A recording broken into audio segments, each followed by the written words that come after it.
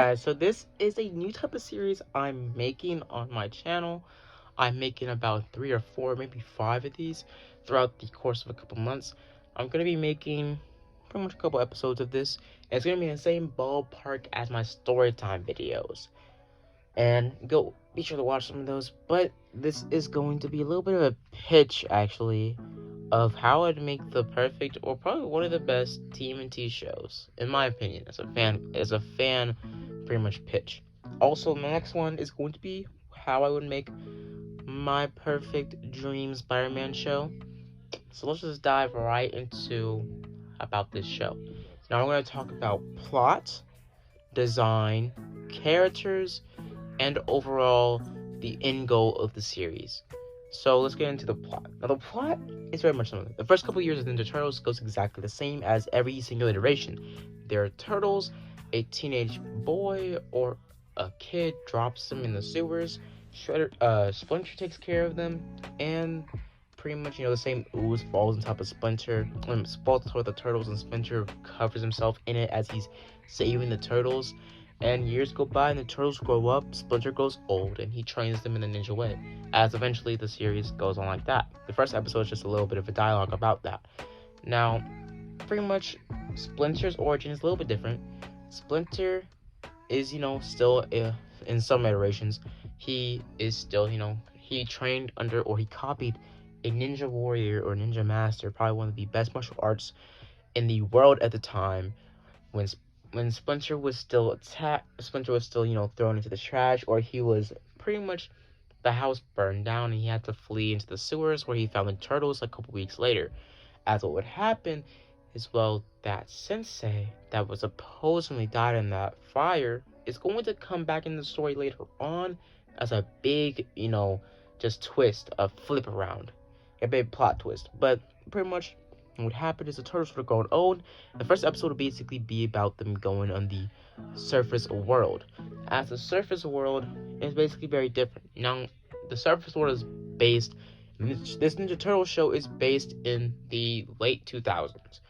Basically, it's about like 2007, 2010, maybe 2011, as it's set in that time period. Now, the turtles would have evolved more, and in this show, we actually, we focus more on their individual quirks and make them more unique in terms of their powers and how the mutation and the ooze made them, because we never really focus on the powers of the turtles. They're mutated big giant turtles, but we're never go into more thought on what they can do. Like, are they super strong, super fast? Are they incredibly agile? Like, what type of power can they climb on walls with their fingers? Like, things like that. What are their unique abilities other than them just being mutated turtles? And now they have the base abilities like superhuman strength, durability, and also other things like that when it comes to being mutated into a giant turtle, or being a mutated giant turtle. As they have all the abilities of a turtle, being able to breathe in the water for some time, being able to have a very tough shell since it's mutated, it being bulletproof like in the, pretty much movies, and also other things like that.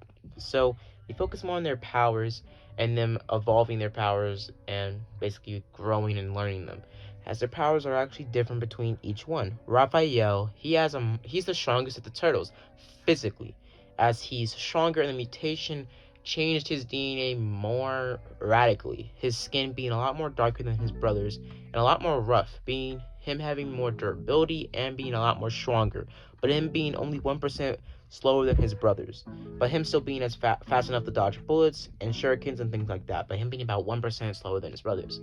Mikey's powers are a lot more different. The mutation or the ooze changed him differently, making him the fastest of the turtles and putting the majority of all of his pretty much powers into his brain. Not smarts wise, but giving him that type of superhuman, reaction time, making him the fastest of the turtles in terms of reaction time, him being able to dodge bullets, shurikens, and even more things like lasers, and even more faster things and more than lasers. So he can basically dodge practically everything, and he also can run faster in a foot race than his other brothers because he has more muscles, or his muscles are mutated, so he has extra muscles in his legs that make him run faster. So it's it's kind of complicated, but Mikey's the fastest of the turtles. Leo is probably the most thoughtful one. I mean, the most thinkful one. He's the leader basically. He's the leader, and his powers are more complicated. Now, a bit simple. He is near the same strength as Raphael, but the mutation didn't really change his DNA much at all. But it did make him a lot more better. A bit of simple. His DNA is better. Basically he can dodge somewhat as fast as Mikey. He can bench press and punch enemies as strong as Raphael. But overall, he's just better than all the other turtles in category because his skill wise, he's better than them. But if they were at the same level or skill as Leo, the turtles would probably body Leo. But Leo's the most skilled and most trained and probably the most clear thinking turtle of the group entirely. His mutation not really changing his body that much. But let's be real, they're mutated turtles. They're strong as it is. Let's be real. They can literally punch a human 6 feet across from just a little love tap with a little bit of strength behind it. Now, for Donnie's powers, they're more complicated. The simplest way I could say it is the mutation. The ooze changed his brain chemistry to give him 4 sides of his brain. You know how your brain split in the middle, right? He has another split diagonally, or right across from. Basically, he has 4 sides of his brain. So, and also his brain's a lot not bigger, but it's more charged up, meaning that he has a type of super intelligence on top of his already smart body. Already smart self. So basically, he's like 10 times smarter than any other Donatello in any of the iterations of the shows or movies that came before. Now, basically, the rest of the plot is the Ninja Turtles. For the first couple episodes, they learn evolve their newfound abilities. They learn more about what's going on in the city. They come across Casey Jones and also pretty much April. Now, basically, April's the first human they find or become friends with in the beginning of the series. And over through the series, they fight multiple other villains and also new villains in the series. Now, the angle of the series is them fighting pretty much, the Foot Clan or Shredder. As the beginning of the series is mainly them going up against small crime and they're making them names bigger in the city. Giant Mutant Turtles or vigilantes going into the city at night. Basically, New York City becoming more of a Spider-Man type area as there's new heroes around. As what would happen is, Shredder or the Foot Clan would have heard news about this, as their businesses and also transactions on the docks would have been found and shut down time and time again every night by the Turtles, or these newfound, pretty much vigilantes. As what happened as the Foot Clan would have been sent to try to track down the Turtles. As the Turtles would have came across their very first foe that would give them a problem, this very first foe being an apprentice of Shredder, and this new character actually being the son of Shredder. As he would have been the son of Shredder, the firstborn son of Shredder, his appearance being somewhat like, you could say, Casey Jones' appearance, but, Asian, and also having black hair that's more spiky-like, and having a lot more of a taller posture. Him being looking about 16 to 17 years old, as he would have been very much jacked or in good shape. Now, he would have bodied the Turtles, leading them into another route to, pretty much grow more and more. Eventually, them train more under Splinter's, reign, as Splinter would have teach them more tricks. Every episode, they go against a new hero, and then they go against pretty much a problem and also a home problem. Each character and each turtle having character development in every single episode. Basically, for one episode, Leo gets character development. The next episode, Raphael. Other episode, Michelangelo. And it goes on for that. And then the cycle begins yet again. And then the next season, we get a little bit of character development for Splinter, April O'Neil, and also Casey Jones. Casey's only introduced in the series. It's season 2. at episode 2, as is more of a introduction more deeper into New York City, into the vigilantes that come out after the big name of pretty much, well, the Ninja Turtles coming. The Ninja Turtles, since every episode will be character development and a story or a lesson learned for every single character or a turtle, a specific turtle, Mikey's character development would actually be, well, thought on more and more. And we would see Mikey in some episodes become more of a darker character. And us having a little bit more depth onto Mikey's, personality and who he is. As Mikey's a party guy, yes, but in this canon, he actually acts stupid on purpose. So no one really knows what he's, really thinking, or no one really knows if he actually knows what they're talking about or not. And Mikey started acting this way from a young age, as he was always taught to be the runt, and he was always left where he felt, we could say, unappreciated. Mikey acting stupid and overall just being kind of cut off in the world, hiding his sadness from his brothers through comedy and acting stupid like the party go guy. As Mikey over the years would have started to open up more to his brothers and would have started to actually become that persona he made for himself as the party guy. As Mikey overall through the whole series, he would become darker, less funny, and a lot more Ronin-y. Near the end of the series, we see that the end of the series actually ends off with the turtles dying and Mikey becoming Ronin. And the series will end off into a spin-off series, being a series for the Ronin. As pretty much a series starts off with Mikey being the most funniest of the turtles. Second season, funny, and the season goes on for about 6 seasons. As the season ends off with the turtles having a big, huge climactic fight with Shredder and every other villain they face later on. The King, Shredder, Bebop, Rocksteady, and basically every other Ninja Turtle character or villain you could think of from the comics and from the other shows before Rise of the Teenage Mutant Ninja Turtles. As some of those, and also, a lot more things happen. Now, the designs for the turtles would actually be more of a different design. Now, the turtles would have unique designs as their skin tones would be different between each one because there would be different turtle breeds, but for some reason, they share the same DNA in some way. As since they were all uniquely mutated turtles, those turtle cells, they share because they were the same race, not the same race, but the same pretty much species. They, shared more than they thought.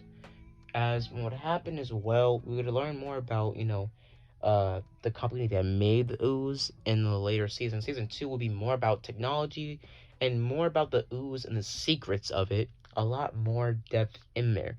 As the third season, we found out that Shredder is actually the sensei that taught, Splinter, and Splinter and Shredder have this huge climactic fight ending off the season 3. As Shredder is put into, critical condition, and also Splinter as well. As Leo has to step up to teach his brothers more of the skills Splinter told him. Now, through this, pretty much, somewhat, big lash on their family since Splinter's in critical condition and he needs to have bed rest for a lot of the rest of the season. As what would happen is Raph would have been filled with rage, going for Shredder on his own, but Shredder seeing himself in Raphael, as Raphael would have fought him in a big semi-climactic fight, but Shredder obviously winning because, Raphael is less experienced than him. As Shredder teaches him the ways of his, ninja way, as he teaches him and trains him in that way, as eventually we see that, Raphael starts to become friends and actually starts to think of Shredder as a second father. As even through his rage of him knowing that Shredder hurt his, pretty much father, as we see that Shredder is actually a king or Krang. As pretty much we learn this, and this is the first introduction of the Krang we see, because the Krang are more, we see a lot of them in season 2, but we go more into depth of their, pretty much species and everything about them in season 4. Now, what happened is, for the retiration of about 2 seasons, Raphael would be more the fighting against the brothers. Now, in season 5, Raphael would have met up against the brothers of the first episode, regaining their trust near the end of the episode, then becoming a fighting team. In the sixth season, we would see that, well, the team would become the best they can be. Them having all the character development they can possibly need, including pretty much April and pretty much Casey at the time being married. As what would happen is the story would have escalated more and more, eventually Shredder becoming more doubtful and Shredder going after Raphael, as he would have burned Raphael as his apprentice, as he would have captured Raphael, trying to make him come back on the side of the Foot Clan, as Raphael would have spit in, well, pretty much his face, saying, "I would never." Now, pretty simple, I said earlier, the end of the season would be season 6, and season 6 would end off with a big climactic fight, 3-parter, that would end with the turtles dying and pretty much Mikey becoming the Ronin. As pretty much what would happen is doing this, the show spins off into a spin-off series of the Ronin, as it's an 8-part series and it's a lot more, upwards of rated R, because it's a lot more gruesome than the original show. And because the original show was like 14 and up. But yeah, so I got over the plot, I got over the designs, and I didn't really mention, I got off the topic of the designs of the turtles. The designs of the turtles are a lot more like the animation of this show is more of the animation from the 2003 show, but it's a lot more cleaner and crispier in terms of animation. And also the turtles have different colors and different tones to their skin, making them a lot more differentiation. And also Mikey being the shortest of the group, Raphael being the tallest, Leo being the most medium height, and Donnie being actually the tallest, but Raphael being like slightly taller than Leo. Now, what would happen as well, Donnie's character development is actually a lot more put onto. So we work more for character development wise, we work more on the whole, Donnie becoming better as a person and thinking more about his brothers and not letting science control his life as much as he did in the original shows, as he focuses more on, his brothers and him becoming a better ninja other than science. But he also becomes smarter and learns more life lessons from Splinter, as Raphael becomes a lot more angrier, more pretty much gruesome and more darker than any other iteration of Raphael in the original shows before that. Now, this show comes out, if it does come out, I would say it would come out in like 2029, maybe 2025, but it's simple. I feel like this show would probably make a big hit, like it would be pretty big, but it would be a little bit more of a family, non-family friendly type show. It would be 14 and up. And the later seasons would be a lot more gruesomer. But most episodes would be a lot more like the 2003 show. It would be a lot more darker in some episodes. But the majority of the episodes would be funny, lighthearted, and overall a good time to make people's childhoods better, as it would have a lot more of a feel to the 2003 show and the later shows like the CGI one, the TMNT one. So it would be more like those shows, a lot more grounded in terms of characters, and it wouldn't take that big technology tone in the later seasons like they did with the 2003 one and the 2012 one. Now, it would have that technology, throw in the season 2 actually, but it would go back to its base roots in the rest of the season. Now, if you guys don't like the Ronin ending, the ending can end off with the turtles retiring and us seeing that one of the turtles, Leonardo, has a child with the daughter of Shredder, because the daughter of Shredder in the 2012 one is actually in this show, not in the show, but her concept and her design and her character is in the show, as we see that also throughout the show. We see that Shredder's son takes up the mantle of Shredder because he's half Krang, half human, as he takes up this mantle of the next Shredder after Shredder is killed at the end of season 5. The end of season 6, as the new Shredder is Shredder's son, half Krang, half human, him being a lot more stronger, and him being able to actually shapeshift and form into a humanoid crane about 6 feet tall. Now, he would basically look like, muscular Boo from Dragon Ball Z, but without the big, weird head, just having a normal, human head and being a lot more muscular and human-like, not having big hands or anything like that.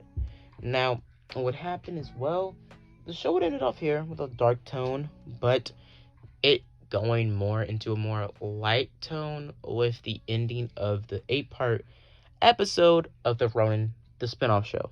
The spinoff show being a lot more of a, serious tone for people that grew up with the show and seeing the spinoff show a couple years later, it being aged up to how old they would be at the time. Original watchers being able to watch the, spinoff show. Now, basically, yeah, that's basically it. I think I went over the plot, how the characters, and the designs, and I think I went over everything. So that's how I'd make my version of the best Ninja Turtle show. It would be a lot more darker, but I like the darker type shows, like, the classic shows, like the older shows, they be hitting different, bro. These new shows be trash, so I ain't even lie, bro. These new shows be hit or miss. Like Marvel's Spider-Man, that is crap, bro. It's trash. It's dog water. It's squab, bro. I'm sorry, but if you like that show, you need help.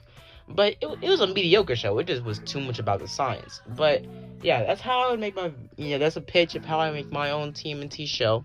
I hope you guys enjoy it. Hope you guys like and subscribe. As always, guys, have a blessed day. Deuces.